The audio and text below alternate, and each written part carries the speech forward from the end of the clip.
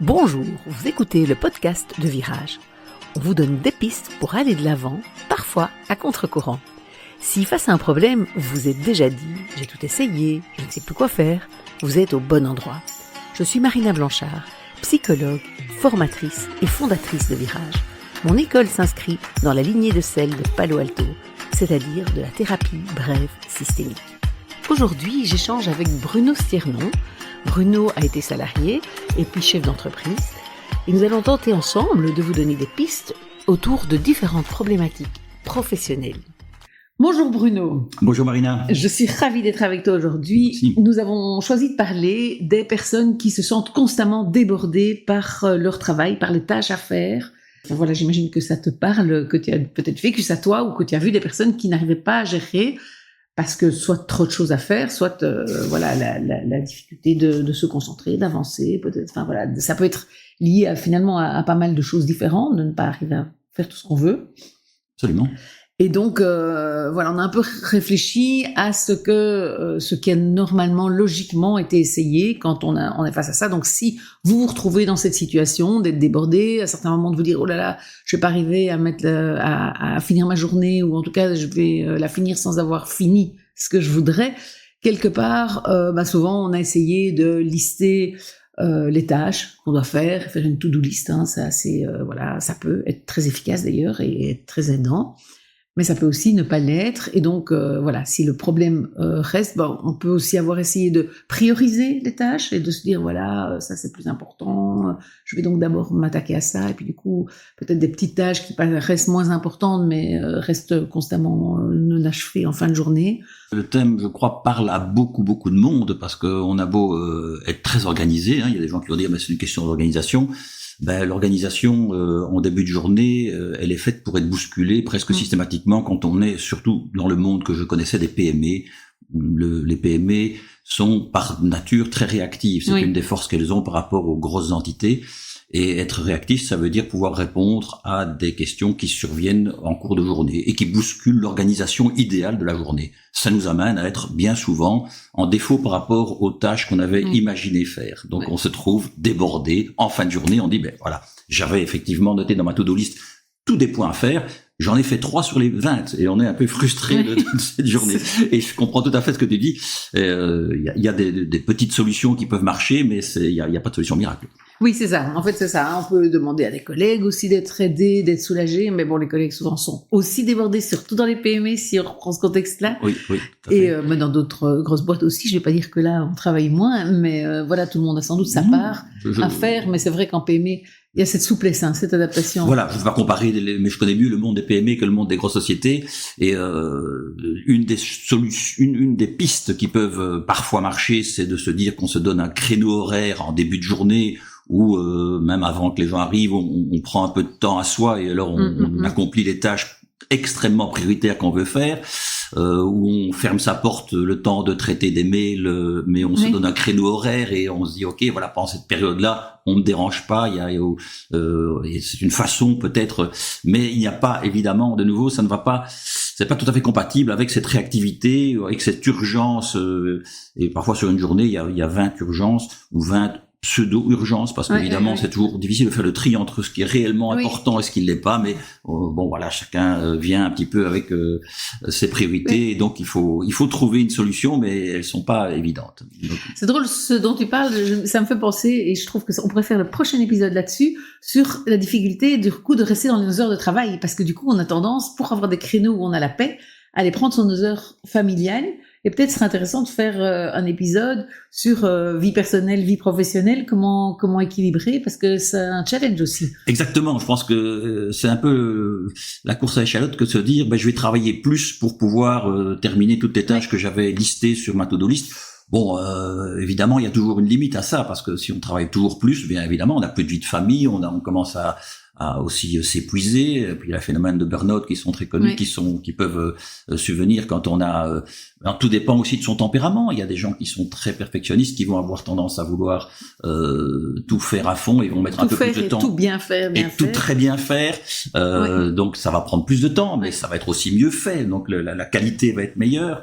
Maintenant, la surqualité n'est pas toujours nécessaire dans un travail quel qu'il soit. Donc il faut trouver cet équilibre et il est très très difficile à trouver. Donc les pistes que j'évoquais, je les ai testées, hein, donc mais c'est pas des pistes miracles non plus. Donc le nombre de fois où on est frustré, mais c'est important de garder cet équilibre. C'est ça. Et en fait, je me dis, du coup, on va en refaire un épisode parce que je trouve vraiment qu'il y a un vrai sujet là. Et mais du coup, ici, je me dis imaginons on a toutes ces tâches qui sont là, on essaye de les faire. On a essayé pas mal de choses, on a même peut-être fait une formation en gestion du temps, enfin voilà, tout ça a été essayé. On a l'impression que quand même on n'y arrive pas. Moi je pense, et peut-être ça va être un peu dur d'entendre ça, qu'à un moment donné, il faut aussi pouvoir renoncer et pouvoir accepter le fait que voilà, dans ma to-do list du jour, probablement, et d'autant plus parce que je te rejoins si on travaille en PME, parce que c'est mon expérience aussi, c'est que voilà, il y aura des impromptus. Alors on dit il faut laisser la place dans son agenda aux imprévus, etc. Ok, mais du coup en laissant la place aux imprévus, ce sont des tâches en plus dans l'agenda finalement. Et donc je pense que c'est important de pouvoir aussi à un moment donné, je sais pas ce que tu vas en penser, mais pouvoir renoncer, se dire j'ai X tâches à faire, mais je sais d'avance et je me prépare au fait que voilà, à 17h, 18h, 19h selon l'horaire de travail que je me donne et que j'ai, je n'aurai pas tout fait. Plutôt que de se mettre cette pression et de pouvoir s'autoriser, être quelque part tolérant avec soi-même, comme on pourrait l'être. Si notre meilleur ami nous parlait du sujet, je dis souvent, qu'est-ce que vous diriez à votre meilleur ami dans la même situation? On lui dirait, mais attends, fais un peu plus cool, laisse tomber, ne te mets pas cette pression. Qu'est-ce que tu dirais à ton meilleur ami? Je suis tout à fait d'accord avec toi que renoncer à certaines tâches, c'est certainement une piste vraiment intéressante parce que là, tu te libères du temps durablement. Mais ça, alors soyons clairs aussi, si je dois commencer, c'est pas toujours aussi facile que ça. Tu peux renoncer purement et simplement à certaines tâches ou tu peux simplement les déléguer. Et alors là, il faut évidemment que tu aies des collègues qui aient du temps et puis il faut que toi-même, tu t'impliques dans la délégation parce que déléguer, c'est un art. C'est pas facile. C'est vrai. Soit on est trop bref, on délègue sans expliquer et puis on s'énerve sur le collègue qui a pas bien compris. Ça ferait aussi un bon épisode. Ça ferait aussi un bon épisode, mais ça c'est aussi du vécu. C'est vrai que donc transmettre un savoir, ça prend du temps et ça demande de la patience et de la bienveillance. Donc sinon, c'est pas toujours évident. Et parfois on a cette impression, ça va plus vite de le faire moi-même. Hein. Exactement. Donc voilà, ou quand on n'a pas d'autres compétences disponibles dans la boîte pour, par exemple, les compétences commerciales qu'on a, on se dit mais personne d'autre ne peut le faire que moi. Donc je renonce à une partie de mes actions commerciales. C'est pas toujours évident quand on est en manque de chiffre d'affaires, donc on est tiraillé entre ce renoncement et le prix à payer en cas de renoncement. Et en même temps bien répondre aux clients qui sont quand même déjà là et qu'on ne veut pas décevoir. Donc c'est pour ça que la piste que tu mentionnes est excellente, je pense, mais en même temps, elle demande une vraie réflexion de se dire comment je peux vraiment bien renoncer, bien choisir à ce à quoi je renonce. Voilà, c'est ça. Et peut-être aussi, ça peut être renoncer pour un temps. Et je pense que c'est peut-être ça aussi qu'il faut se dire, c'est pas je renonce à jamais à telle action commerciale, je me dis tiens, ce serait vraiment intéressant de faire un lancement de telle manière, mais j'ai pas l'occasion maintenant. Est-ce que je peux pas programmer de préparer ça en juillet pour septembre parce qu'en juillet, je sais que c'est un peu plus creux ou enfin voilà, peut-être que ça peut être aussi renoncer en postposant les choses et en fait, quelque part l'idée c'est que moi, je trouverais ça mieux de pas renoncer, évidemment. Hein. C'est quand ça ne marche pas que je n'arrive quand même pas à tout faire. Donc, en fait, finalement, aujourd'hui, j'arrive pas à tout faire. Donc, quand même, je renonce. Mais sans l'avoir choisi, je le subis. Exactement. C'est un renoncement. Et c'est aussi parfois, évidemment, lié à la façon dont on travaille, qui est trop dispersée, où on veut trop en faire et où on arrive finalement à rien. On va buter sur une pierre et puis, à force de buter tout le temps sur la même pierre, on ne progresse pas. Et comme tu dis, il y a un renoncement presque par la force des choses. On a quand même que 24 heures dans une journée. Donc, et puis c'est absurde d'aller vers l'épuisement. On est efficace, et toutes les études le disent, un certain nombre d'heures par jour. Au-delà de certain nombre d'heures, tu n'es plus. C'est comme une réunion qui dure plus que 2-3 heures. En général, on perd beaucoup en efficacité. Voilà, une des pistes aussi, on va pas mélanger tous les thèmes, mais enfin, c'est de diminuer le nombre de réunions. On va avoir plein de thèmes. C'est vrai. Non, mais c'est vrai que les réunions, la réunionnite que oui, tout à fait, ce serait intéressant aussi comme thème, la réunion. Pourquoi est-ce qu'on peut éviter des réunions qui ne sont pas vraiment utiles ou qui on pourrait remplacer par un message sous forme de mail ou peu importe, mais qui sont du reporting, qui sont pas réellement un échange avec des modes d'action qui sont conclus à la fin de la réunion. Bref, mais donc il y a quand même des pistes pour gagner du temps si on réfléchit et qu'on remet sur une page blanche toute la journée qu'on a eue. On le fait 3-4 fois d'affilée, on repasse en vue sa journée, on se dit mais là je peux quand même gagner un peu de temps, là je peux quand même dire à mon collègue bon il vaut mieux que tu m'envoies un mail que venir dans mon bureau pour me parler de ça. Il faut garder les liens évidemment interpersonnels qui sont très utiles, mais il y a quand même moyen aussi de gagner en efficacité dans des organisations tout en restant tout à fait dans l'humain, mais parce que c'est fou comme chaque jour le temps objectivement perdu à des choses qui pourraient. C'est donc clair. voilà, c'est aussi repenser son organisation vers un mode plus efficace pour permettre à chacun d'avoir du temps, quoi. Donc c'est le sujet du jour. Exactement. Mais renoncer est certainement la voie la plus difficile quand on a envie de tout maîtriser, quand on a envie de faire progresser sa boîte assez vite, etc. Donc ce renoncement est souvent vécu comme une frustration. Donc il faut aussi intégrer ce renoncement d'une façon positive, en disant c'est pour un mieux. Et c'est comme tu dis provisoire. C'est ça. Et vraiment le voir comme un choix. Alors que je suis dans un renoncement subi. Si je ne suis pas dans un renoncement subi, si j'arrive évidemment à faire toutes mes tâches, moi je suis pas en train de dire vous devez renoncer à des tâches alors que vous clôturez votre journée, vous êtes bien avec ce que vous avez fait. C'est quand on se retrouve vraiment frustré systématiquement chaque jour, plutôt que subir cette frustration, peut-être mieux vaut la décider et reprendre une forme de contrôle finalement sur notre journée et nos tâches, que de être constamment déçu de soi, déçu des autres, peut-être de son entreprise, de son patron en se disant il me charge trop, etc.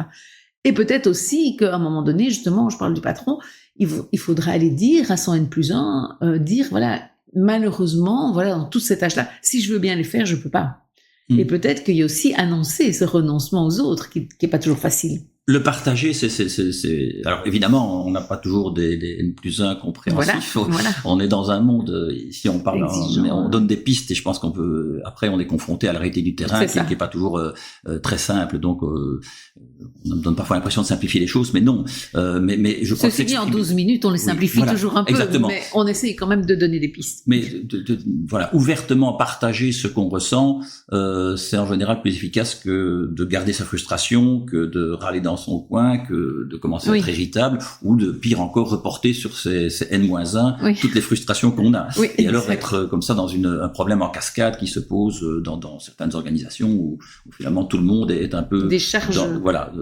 Se dit que c'est plus facile de s'adresser à son N-1 d'une façon franche et assez nette que de parler à son N+1 qui est parfois peu disponible. Et pourtant c'est certainement là où il y a des pistes, ou parler à ses collègues, s'ouvrir à ses problèmes, en tout cas ne pas les garder pour soi, et réfléchir à la façon dont on peut, comme je le disais, réorganiser ses tâches. Merci Bruno, merci. Je pense qu'on a donné quelques pistes, donc annoncer ce renoncement, organiser peut-être autrement certaines réunions, minimiser peut-être certaines tâches au profit d'autres plus importantes. Et vous en aurez sûrement d'autres, et n'hésitez pas à nous faire part de vos bonnes idées. Oui, ne soyons pas plus longs parce que on a déjà pris un certain temps, et si vous êtes débordé par vos tâches, vous n'irez pas jusqu'au bout de ce podcast, ce qui serait dommage. Merci. Merci Bruno. À bientôt. À bientôt.